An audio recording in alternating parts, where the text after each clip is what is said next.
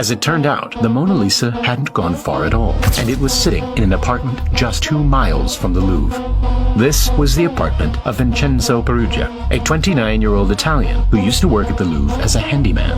He knew every weakness of the Louvre. He knew that it was closed on Mondays. He knew about the photographers, and it was him who had made the Mona Lisa's protective case, which he dismantled so easily during the heist.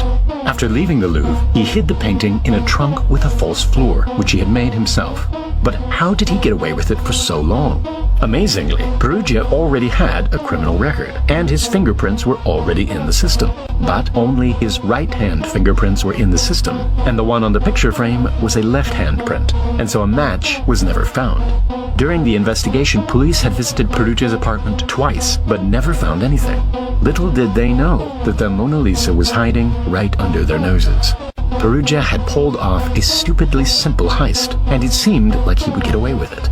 But after 2 years holding the painting hostage, he started to get impatient.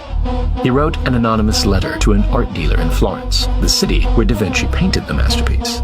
In the letter, he claimed to have the Mona Lisa in his possession and said he wanted to return it back to its home. He signed the letter with the name Leonardo and took the next train to Florence. The art dealer and his associate agreed to meet Peruggia in his hotel room to authenticate the painting. With the doors locked, Peruggia opened up the trunk, and to their surprise, it really was the Mona Lisa. In order to further authenticate the painting, the art dealers took it back to their studio, assuring Peruggia that he would be rewarded for bringing it back to Italy. But just an hour later, the police showed up at his door and arrested him.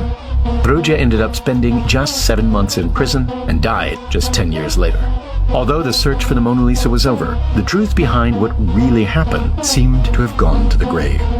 But in 1932, a story was published that revealed a much more elaborate plan behind the heist. Written by Carl Decker, he claimed to know the man who was really behind the heist, a man named Edoardo de Valfierno, an expert in art forgery. He had come up with a grand plan to sell not 1, but 6 perfect copies of the Mona Lisa to 6 unsuspecting millionaires lined up in America. He commissioned a talented French painter to make the copies and shipped them off to America and put them into storage. In order for them to believe they were really getting their hands on the Mona Lisa, the real one had to go missing, and so he contracted Peruggia to pull off the heist. When news spread that the Mona Lisa had gone missing, the paintings were sold to their buyers, and the 3 involved ran off with the equivalent of $90 million.